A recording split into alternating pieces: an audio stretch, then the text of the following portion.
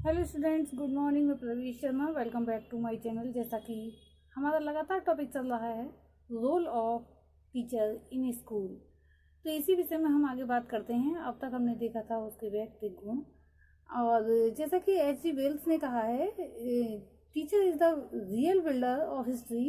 इतिहास का वास्तविक निर्माता एक अध्यापक होता है। तथा हुमायूं कबीर ने भी कहा है कि अच्छे अध्यापकों के बिना शिक्षा की सर्वोत्तम पद्धति सफल नहीं हो सकती। अच्छे अध्यापकों से शिक्षा पद्धति के दोषों को दूर किया जा सकता है। Without good teachers even the best system is bound to fail. With good teachers even the defects of a system can be largely overcome. तो इससे पहले जो हम देख चुके हैं उसके पर्सनालिटी क्वालिटीज के विषय में, आज हम देखेंगे सोशल क्वालिटीज यानी कि सामाजिक गुण। सामाजिक गुण के अंतर्गत पहला पॉइंट है सामाजिक कुशलता होना यानी कि सोशल एफिशिएंसी।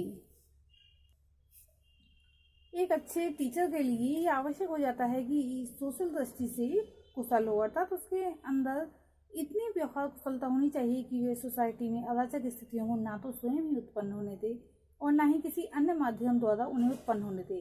अपने हर प्रयास के द्वारा उसका ध्यान इस ओर केंद्रित होना चाहिए कि वह सोसाइटी के विकास में, डेवलपमेंट में प्रत्यक्ष तथा अप्रत्यक्ष रूप से कोई देन दे सके। क्योंकि अगर कोई देन नहीं दे सकता और बुराइयां उत्पन्न करेगा तो उसका एक अध्यापक का रूप सही नहीं होगा। दूसरा पॉइंट है हमारा समाज के साथ समायोजन तथा अनुकूलन स्थापित करना। To establish adjustment and adaptation with the society. एक अच्छे अध्यापक के लिए ये भी आवश्यक है कि वह सोसाइटी को ठीक प्रकार से अच्छी तरह से समझे तथा सोसाइटी के साथ समायोजित होने का प्रयास करे। यदि वह सोसाइटी को मान्यता नहीं देगा तो इसका जो इफेक्ट है स्टूडेंट्स पर भी पड़ेगा और वह भी समय की चिंता नहीं करेंगे। नेक्स्ट पॉइंट है संप्रेषण की क्षमता होना, एबिलिटी टू कम्युनिकेशन। एक प्रभावशाली टीचर के अंदर अच्छी संप्रेषण क्षमता यानी कि कम्युनिकेशन का होना बहुत ही आवश्यक है। इसका अर्थ है कि अध्यापक अपने थॉट्स को अन्य लोगों के समक्ष इस प्रकार से प्रस्तुत करे कि उसका प्रभाव अन्य लोगों पर पड़े, वे उसकी बातों को माने। और नेतृत्व की क्षमता के अंतर्गत संप्रेषण का संपूर्ण योगदान ये है। अध्यापक जो भी कहे उसे छात्र एक कान से सुने व दूसरे कान से निकाल दें, ऐसा नहीं होना चाहिए। ये उसकी बात को सुनकर उसे हृदय में धारण करें, उसका अनुपालन करें। उसके लिए यह आवश्यक है कि अध्यापक यानी कि टीचर को कम्युनिकेशन कला में चतुर होना चाहिए यानी कि कुशल होना चाहिए। नेक्स्ट पॉइंट है हमारा सामाजिक मूल्यों में आस्था यानी कि फेथ इन सोशल वैल्यूज। एक गुड टीचर का ये भी गुण होता है कि वह सोशल वैल्यूज में विश्वास तथा आस्था रखते हुए उन्हीं के अनुरूप अपने आचरण को ढालने का प्रयास करे। यहाँ उसके लिए ये भी आवश्यक है कि सोसाइटी की जो कल्चर है उसको भी समझे, उसे जीवंत रखने में अपना सक्रिय योगदान दे। नेक्स्ट पॉइंट है हमारा दूसरों के साथ संबंध यानी कि रिलेशनशिप विद अदर्स। अध्यापक को मिलनसार होना चाहिए, सभी के साथ अच्छे संबंध बनाने का प्रयास करना चाहिए।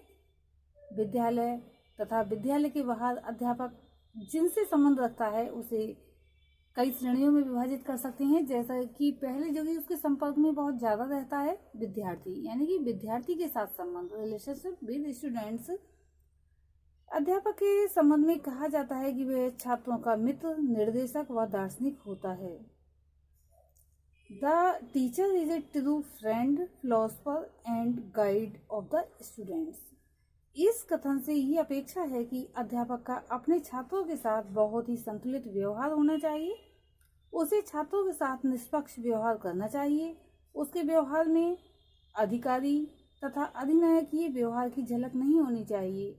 उसका व्यवहार ऐसा होना चाहिए जिससे विद्यार्थी उस पर विश्वास करें तथा उसका कहना भी माने। यानी कि अगर कोई बात सही रास्ते पर चलने के लिए एक अध्यापक कह रहा है तो छात्र उसकी बात को मान लें, ऐसा उसका व्यवहार होना चाहिए। इतना उसका प्रभाव छात्रों पर होना चाहिए। अगर इतना प्रभाव नहीं हुआ तो वो टीचर नहीं कहला सकता। नेक्स्ट पॉइंट है हमारा सहकर्मियों के साथ संबंध, रिलेशनशिप विद कलीग। तो जो सहकर्मी होते हैं, यानी कि एक टीचर को अपने जो सहकर्मी होते हैं या अध्यापक गण होते हैं, कर्मचारी होते हैं, के साथ परिवार के सदस्यों के समकक्ष जैसे संबंध रखने चाहिए, जैसे कि फैमिली के मेंबर्स होते हैं। और जो छोटों के साथ छोटों जैसा और बड़ों के साथ बड़ों जैसे संबंध रखने चाहिए। उसे ना तो किसी की निंदा करनी चाहिए और ना ही किसी के द्वारा की गई निंदा को सुनना चाहिए। उसका पूरा प्रयास विद्यालय वातावरण में अच्छे संबंध स्थापित करना होना चाहिए। यदि विद्यालय में कार्यरत कर्मचारी एक दूसरे से झगड़ा करते रहेंगे तो विद्यार्थियों पर इन सब तनावों का प्रभाव पड़ना स्वाभाविक हो जाता है। छात्र इन्हीं बातों में इंटरेस्ट लेंगे, अपनी पढ़ाई लिखाई में इंटरेस्ट नहीं लेंगे। इसलिए अध्यापक को जो है सहकर्मियों के साथ अच्छे संबंध बनाने का प्रयास करना चाहिए। नेक्स्ट पॉइंट हमारा आ जाता है प्राचार्य के साथ संबंध, रिलेशनशिप विद प्रिंसिपल। विद्यालय का प्राचार्य विद्यालय में सर्वोच्च पद पर आसीन होता है, इस कारण उसे विद्यालय परिवार का मुखिया कहा जाता है। प्रत्येक अध्यापक से वह ये आशा की जाती है कि वह परिवार के इस मुखिया का यथोचित आदर करें और उसके खिलाफ किसी भी प्रकार की गुटबंदी ना करें। अगर गुटबंदी होती रहेगी तो फिर पढ़ाई लिखाई नहीं होगी और ना ही प्रधानाध्यापक ये सोच पाएगा कि मुझे कराना क्या है, क्योंकि यही सब बातें उसके पास जाती रहेंगी और फिर इनका निर्णय ही नहीं हो पाएगा। नेक्स्ट पॉइंट है हमारा अभिभावकों के साथ संबंध, यानी कि रिलेशनशिप विद पेरेंट्स। बच्चों के माता पिता तथा संरक्षक के साथ अध्यापकों का निष्पक्ष व सम्मानजनक व्यवहार होना चाहिए। साथ ही यदि अध्यापक उनसे किसी समस्या का समाधान चाहते हैं तो उनके बच्चे से जो है उनके बच्चे के से वह समस्या जो संबंध रखती है, जो जिसके संबंध में समस्या का समाधान चाहते हैं, तो उसका भी हल करने का प्रयास अभिभावकों व शिक्षकों द्वारा किया जाना चाहिए। बालक का विकास उचित दिशा में हो, इसी कारण आज अभिभावक अध्यापक संघ यानी कि पेरेंट टीचर एसोसिएशन स्थापित किए गए हैं। नेक्स्ट पॉइंट है हमारा समाज के साथ संबंध, रिलेशनशिप विद सोसाइटी।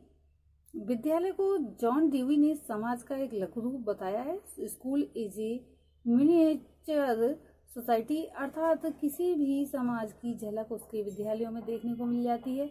यदि विद्यालय सुचारू रूप से कार्य करना चाहता है तो इसके लिए यह आवश्यक हो जाता है कि विद्यालय व समाज के परस्पर मधुर संबंध हो।